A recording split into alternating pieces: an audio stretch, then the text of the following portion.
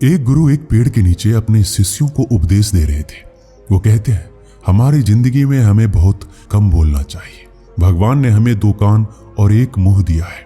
इसका मतलब यह है, जितना बोलते हैं उससे 2 गुना सुनना चाहिए, और यही प्रकृति कहती है। इसलिए हमको 2 कान दिए हैं और 1 मुंह।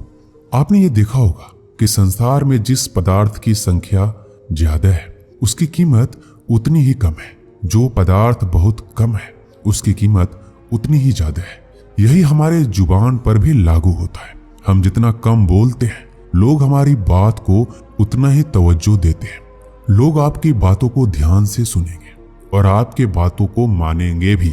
तभी उनमें से एक शिष्य खड़ा होकर कहता है, गुरुदेव, यदि हम कम बोलेंगे तो सामने वाले को हमारी बात कैसे समझा पाएंगे? मान के चलो कि मुझे किसी को उपदेश देना है। यदि मैं उसे सही से बोलकर या पूरा बोलकर उपदेश नहीं दूंगा तो वो अगले वाला मुझे गलत समझ सकता है, या हो सकता है कि मेरी बातों का गलत उदाहरण निकालकर वो अपनी जिंदगी में कुछ गलती कर दे, तो उसका दोष मुझे लगेगा।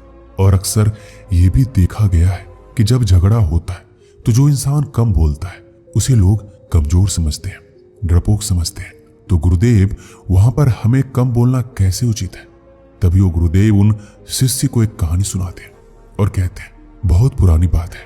एक नगर का राजा, जिसने एक बार अपने नगर में ये ऐलान करवाया, यदि कोई इंसान मुझे मेरे दिल की बात कहेगा तो मैं उसे सोने की मोहर दूंगा।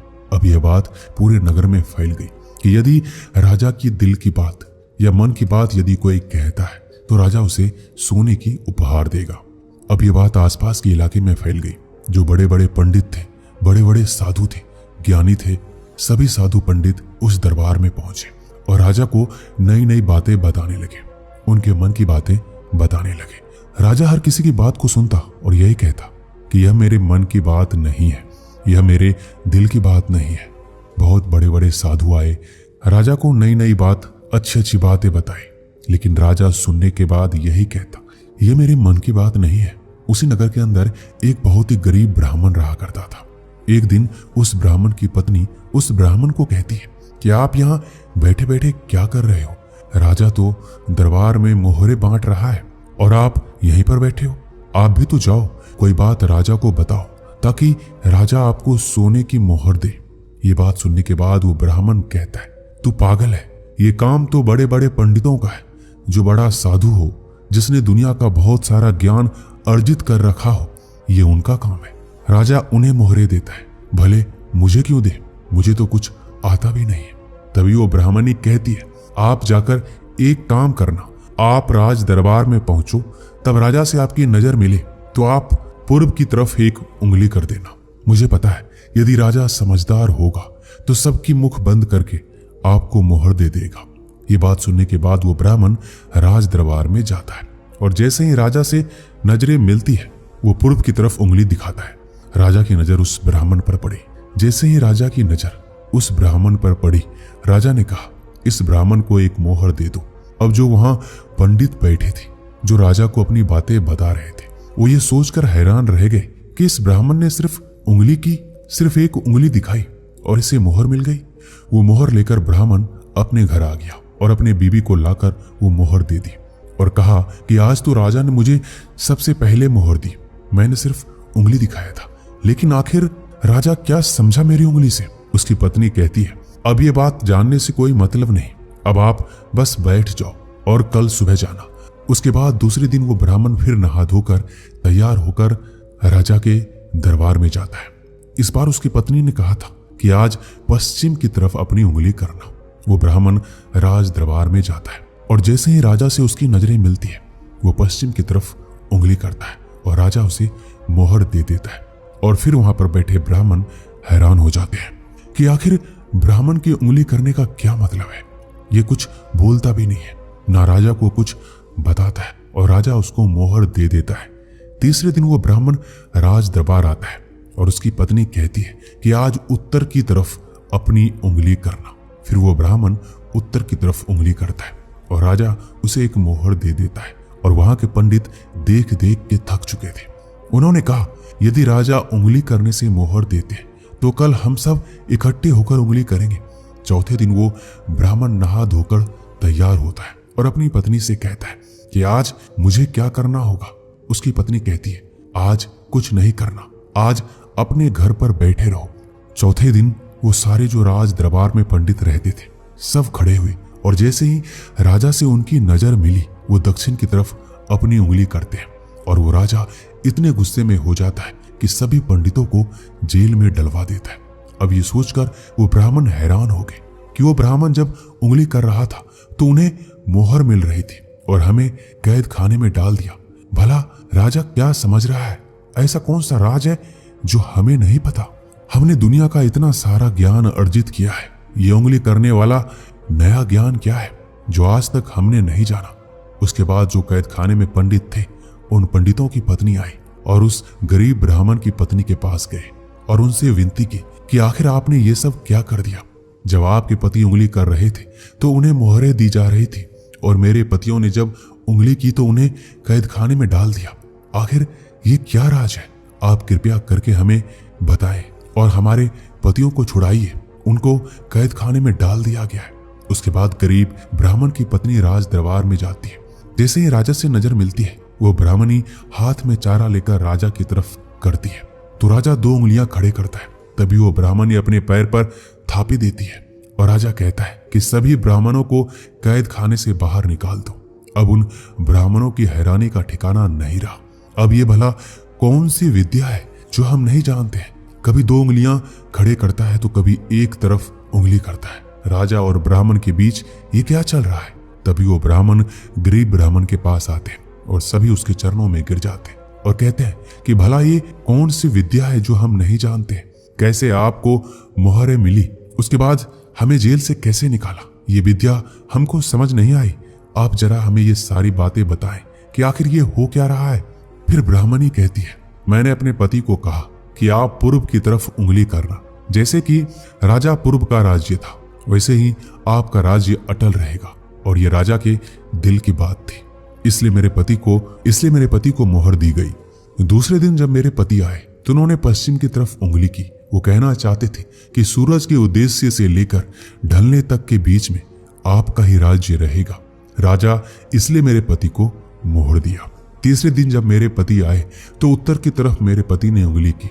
जैसे राजा का दूर का राज्य अटल है वैसे ही आपका राज्य अटल रहेगा, इसलिए मेरे पति को एक मोहर दी गई। और चौथे दिन आप लोगों ने इकट्ठे होकर दक्षिण की तरफ उंगली की। इधर तो राजा रावण का राज्य चला गया, उसे मार दिया गया, इसलिए राजा ने यह गलत संदेश माना और आपको कैद खाने में डलवा दिया। फिर वो ब्राह्मण कहते हैं, तो हमें आपने निकाला कैसे? फिर वो ब्राह्मणी बताती है, मैं अपने हाथ में चारा लेकर आई और मैं राजा को यह बताना चाहती थी कि जो कैद खाने में बैठे हैं वो खड़ खाने वाले हैं और वो जानवर से ज्यादा कुछ भी नहीं है। तभी राजा ने 2 उंगलियां खड़ी की, इसलिए कि फिर जानवर है तो उनके सींग क्यों नहीं है? तो फिर मैंने अपने पैर पर थापे दी, यानी कि कोई सींग वाले जानवर होते हैं और कोई बिना सींग के भी जानवर होते हैं, इसलिए राजा ने आप सबको बाहर निकाल दिया। ये कहानी सुनने के बाद गुरुदेव कहते हैं कि हम कम शब्दों में इशारे से भी इतना बड़ा ज्ञान किसी को दे सकते हैं जो दुनिया के कितने भी शब्द बोलने के बाद भी हम अगले को समझा नहीं सकते। और समझने वाला भी ज्ञानी होना चाहिए, तभी तो ज्ञान देने का हमारा मकसद पूरा हो पाएगा।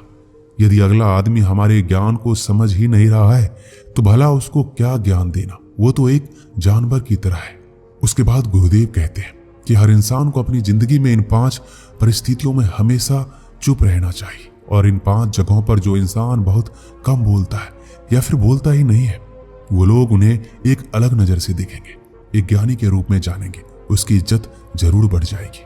पहली बात, जब तुम्हें लगता है कि कोई व्यक्ति तुम्हारी भावनाओं को तुम्हारी शब्दों से नहीं समझ पा रहा है, ऐसी परिस्थिति में इंसान का चुप रहना ही बेहतर है।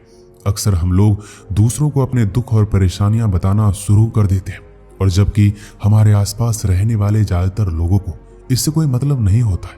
हर इंसान को केवल खुद से ही मतलब होता है।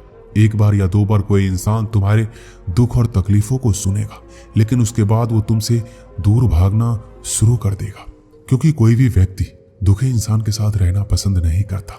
इसलिए अपने कुछ करीबी खास मित्रों और परिवार के सदस्यों के अलावा किसी भी इंसान के सामने अपनी परिस्थितियां नहीं बतानी चाहिए, या फिर किसी और के सामने हमें बिल्कुल कम बोलना चाहिए। नहीं तो हम मजाक का पात्र भी बन जाते हैं। जब तुम्हें ये नहीं पता हो कि किसी विशेष मौके पर क्या बोलना है या किसी विशेष घटना के बारे में तुम्हें आधा अधूरा ही ज्ञान हो, ऐसे मौके पर हमें चुप रहना चाहिए। अक्सर व्यक्ति अपने आधे अधूरे ज्ञान के साथ बोलना शुरू कर देता है तो वो हंसी का पात्र बन जाता है। ऐसे व्यक्ति को लोग गंभीरता से नहीं लेते हैं। तीसरी जगह, जब कोई इंसान तुम्हारे सामने किसी तीसरे इंसान की बुराई कर रहा हो तो ऐसी परिस्थिति में तुम्हें चुप रहना चाहिए।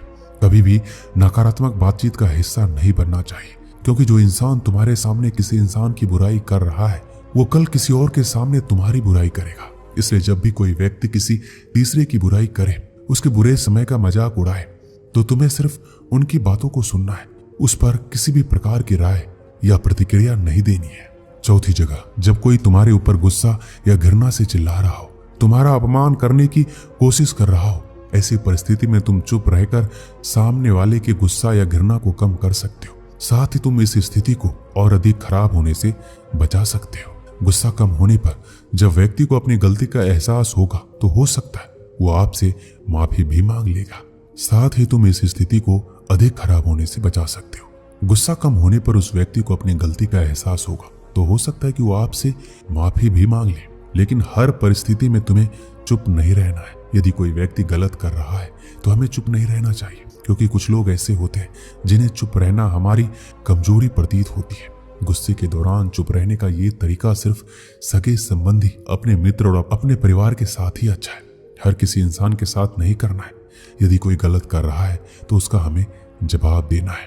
पांचवी और आखिरी परिस्थिति, जब कोई इंसान तुमसे अपने जीवन की कोई दुख भरी घटना या परेशानी साझा कर रहा हो, ऐसी परिस्थिति में हमें चुप रहकर उनकी बातों को ध्यान से सुनना है।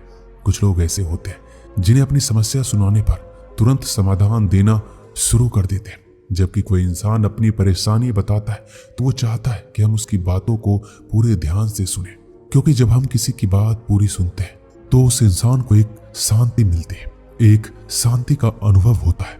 उसे लगता है कोई तो है जो मेरी बातों को ध्यान से सुन रहा है।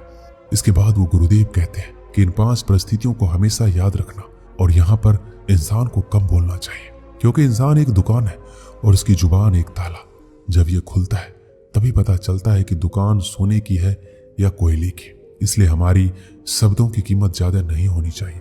इसलिए हमारी शब्दों की कीमत ज्यादा होनी चाहिए, और ये तभी होगी जब हम कम बोलेंगे।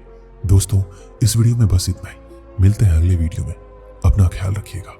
धन्यवाद।